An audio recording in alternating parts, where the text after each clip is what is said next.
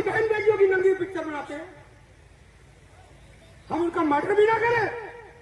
मेवाती मुसलमानों का दबदबा बहुत मजबूत है। मुस्लिम भाई, अरे किसके भाई, ये सड़क कसाई है। ये मेवात इस्लाम की प्रयोगशाला है।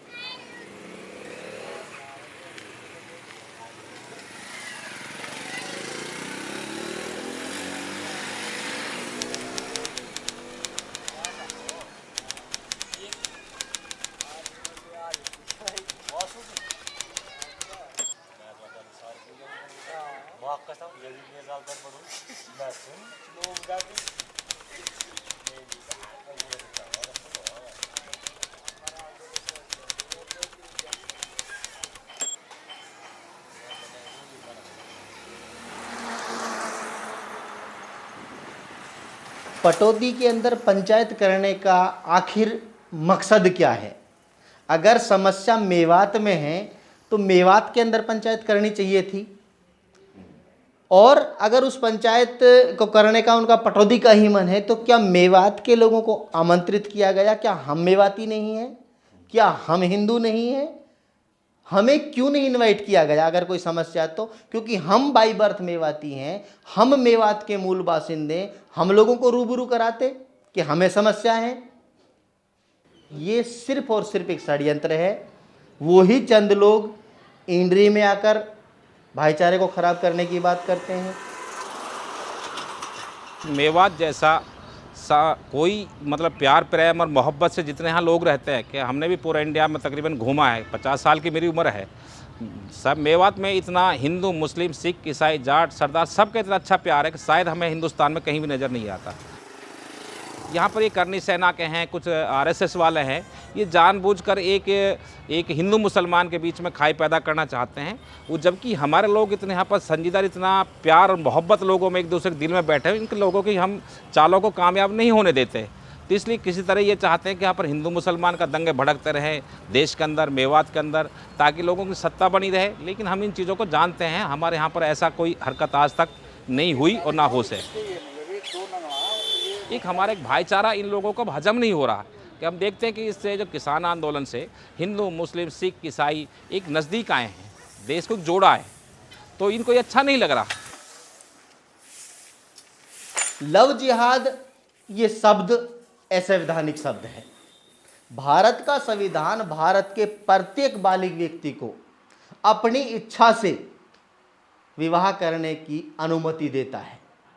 और इस इलाके की मेवात की आप बात कर रहे हैं, मेवात में सिर्फ हिंदू लड़कियों के साथ मुसलमानों ने शादी नहीं की है, मेवात के हिंदू लड़कों ने भी मुस्लिम लड़कियों से शादी की है। मतलब मुसलमानों की लड़की लड़की नहीं है, अगर उसको कोई हमारा लड़का करता है ऐसा मामला नहीं खड़ा किया जाता। अगर हमारी लड़की के साथ उसने शादी की तो उसका लव जिहाद हो जाता है।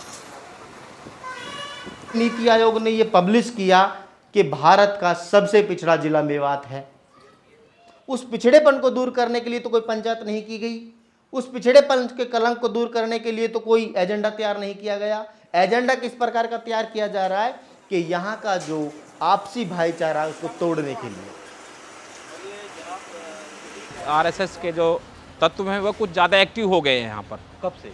ये तकरीबन 2000 के करीब से स्टार्ट हुआ है, लेकिन वो इतना ज़्यादा क्वांटिटी में नहीं है कि हमारा अमन पसंद आदमियों के लोग तादाद हमारे यहाँ पर ज़्यादा है, तो उन लोगों के हम यहाँ पर उस चीज़ को चलने नहीं देते कि वो नफरत फैलाते हैं, हम प्यार बांटते हैं।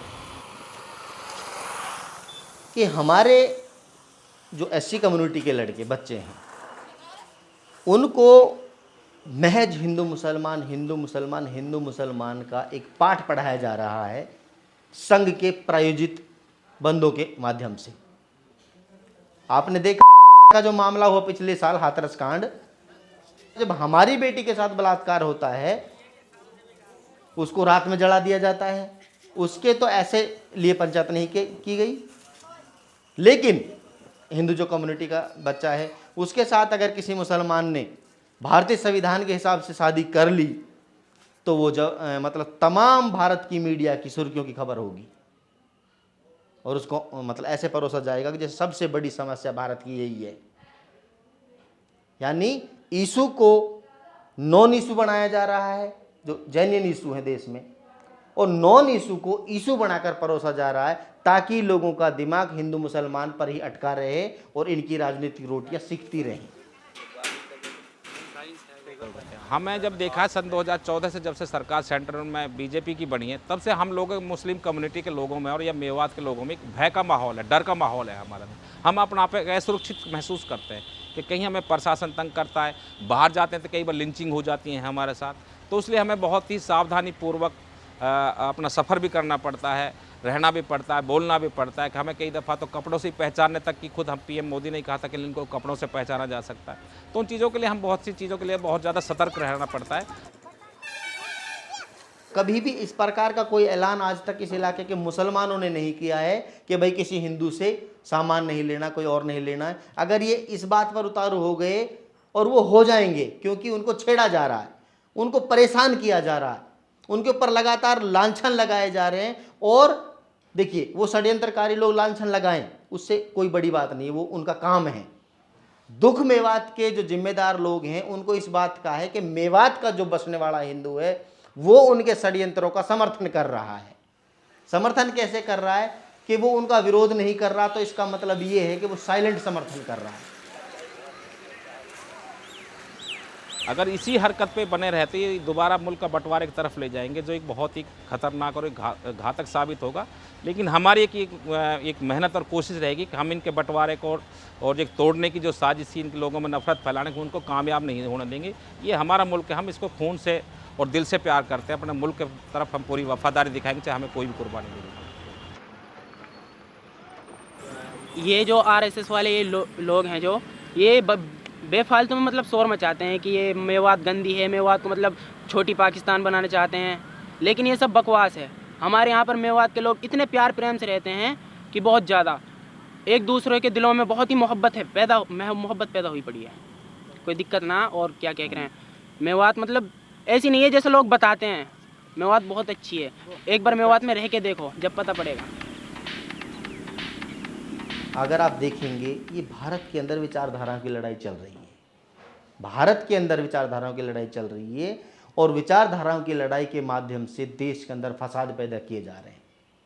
फसाद से क्या होता है, जब जब इलेक्शन नज़दीक आता है तो ध्रुवीकरण होता है, ठीक है, पूरे देश के अंदर। और ध्रुवीकरण जब होता है तो जो षड्यंत्रकारी लोग हैं वो अपना षड्यंत्र करके सत्ता हासिल करते हैं। यहाँ पे मतलब भर्ती के कैंप का इंतज़ार करते हैं बहुत बेचैनी से, क्योंकि दिलों में देशभक्ति के लिए जगह है, बहुत जगह है देशभक्ति के लिए। काफ़ी बढ़ावा देते हैं यहाँ पे आर्मी की भी, मतलब आर्मी ज्वाइन करो, देश की सेवा करो। लोग आर्मी में हैं। हाँ जी, बहुत लोग, बहुत। तो हिंदुत्व के नाम पर हमारे नौजवान बच्चों को बहकाया जा रहा है। कोई राम सेना में भर्ती कर रहा है, कोई देव सेना में भर्ती कर रहा है, कोई किसी और सेना में भर्ती कर रहा है। जिस सेना में हमारे लोगों को भर्ती होना चाहिए, इंडियन आर्मी में भर्ती होना चाहिए, वहाँ से वो उनको बचाया जा रहा है। इंडियन एयरफोर्स में भर्ती होना चाहिए, उस सेना से बचाया जा रहा है। यानी जिस सेना में इस्तेमाल होना चाहिए था, उस सेना का से ध्यान भटकाकर उनको हिंदू सेना में भर्ती किया जा रहा है। तो मेरे हिसाब से देश के संविधान के खिलाफ काम हो रहा है। हम भारतीय हैं और भारत हमारा देश है। हमें इस देश से इतना प्यार है कि जिसे हम लफ्ज़ों से बयान नहीं कर सकते। हमें इस धरती से, इस मिट्टी से बहुत प्यार है, हमें बहुत लगा हुआ है। अभी आरएसएस वाले चाहे कुछ भी कहें, हमें इनसे कोई मतलब नहीं है।